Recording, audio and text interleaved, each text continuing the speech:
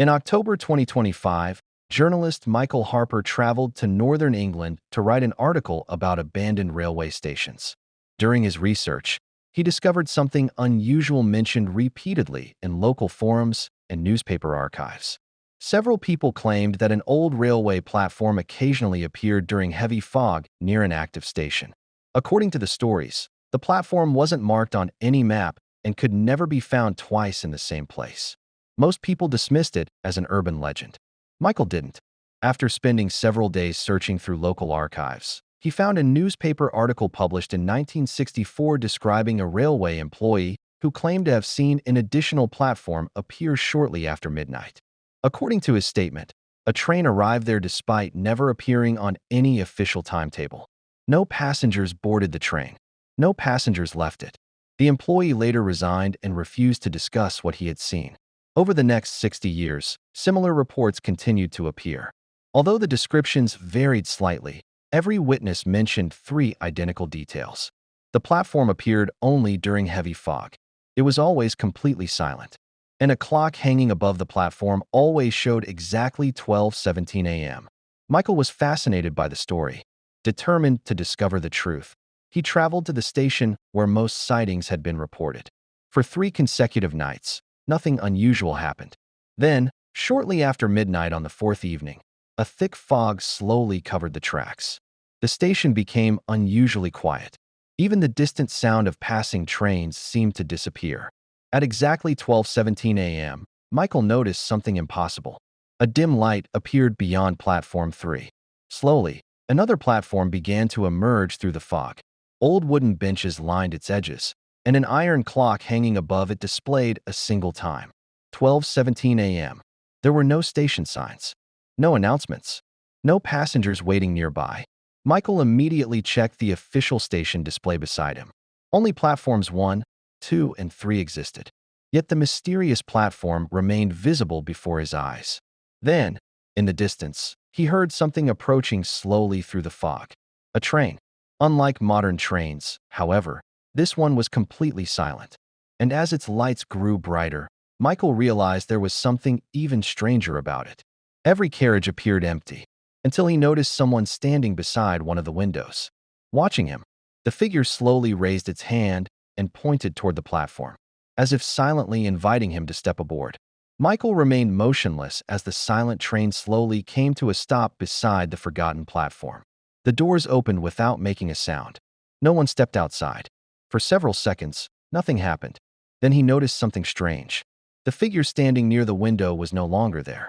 Instead, another passenger sat quietly inside the carriage. An elderly man wearing an old railway uniform stared through the glass as though waiting for something. Michael raised his camera and took several photographs. When he checked them moments later, every image showed only thick fog covering the tracks. The mysterious platform wasn't there. Neither was the train. Yet both remained clearly visible before his eyes. His attention was suddenly drawn toward the old clock hanging above the platform. It still displayed exactly 12:17 a.m. It hadn't moved for nearly 10 minutes. Then he heard footsteps behind him.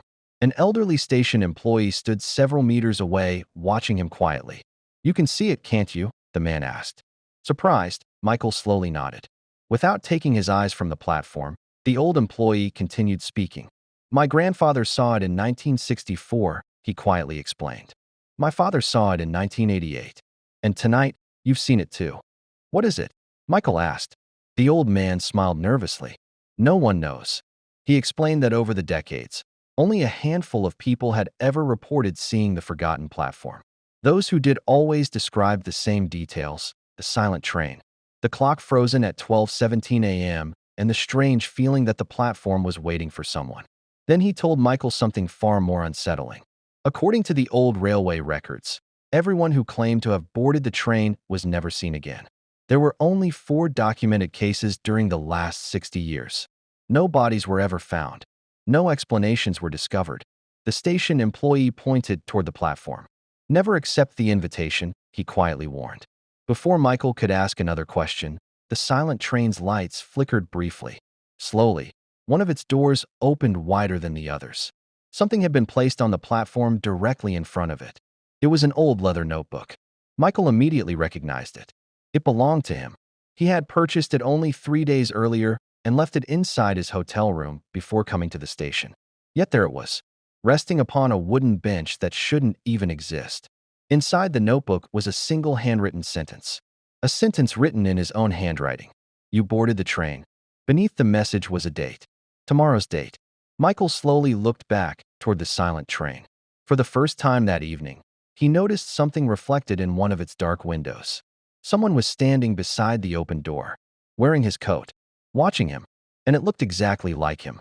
Michael couldn't take his eyes off the reflection in the train's window. The man standing beside the open door looked exactly like him. The same face, the same clothes. Even the notebook resting on the wooden bench was identical to the one he had left inside his hotel room earlier that evening. For several seconds, neither of them moved. Then the figure slowly smiled. Michael immediately stepped backward. The old station employee quietly placed his hand on Michael's shoulder. Don't look at it for too long, he whispered. People say the train doesn't choose everyone. It waits. Waits for what? Michael asked. No one knows. The employee explained that the forgotten platform had appeared for generations. Every witness described it differently, yet one detail never changed. The train always offered something impossible. Sometimes it was a photograph from the future. Sometimes it was a lost object that had disappeared years earlier. And sometimes, witnesses claimed they had seen themselves standing inside one of the carriages. No explanation had ever been found. Then something unexpected happened. The clock above the platform moved for the very first time. Its hands slowly advanced by 1 minute. 12:18 a.m. The station employee's expression immediately changed. In 60 years, he quietly said, I've never seen that happen before. At that moment, the train's lights began flickering once again. The reflection in the window slowly raised its hand and pointed toward the open door. Then, for the first time, it spoke. Not loudly, not clearly, but Michael understood every word. This time, don't miss it. His blood ran cold. The words weren't an invitation. They sounded more like a memory, almost as though someone was reminding him of something he had forgotten. Without warning, the notebook resting on the bench opened by itself. Michael cautiously stepped closer and read the final page. Only one sentence had been written there. Some journeys are not meant for us. Seconds later, the silent train's doors slowly began closing. The mysterious reflection disappeared, and as suddenly as it had arrived, the forgotten platform began fading into the fog. Within moments, it was gone. Only the ordinary railway station remained. The following morning, Michael returned to the archives determined to learn more about the strange phenomenon. Among hundreds of forgotten documents, he discovered one final note written by a railway employee in 1964. Its final sentence read, "The train has never taken anyone. It only asks who is willing to leave." To this day, Michael refuses to speculate about what he saw that night. His article about the forgotten platform was never published. He keeps only one photograph from that evening hanging beside his desk. It shows an empty railway station covered in thick fog. And yet, in the reflection of a nearby window, one detail can still be seen. A clock, frozen forever at exactly 12:17 a.m.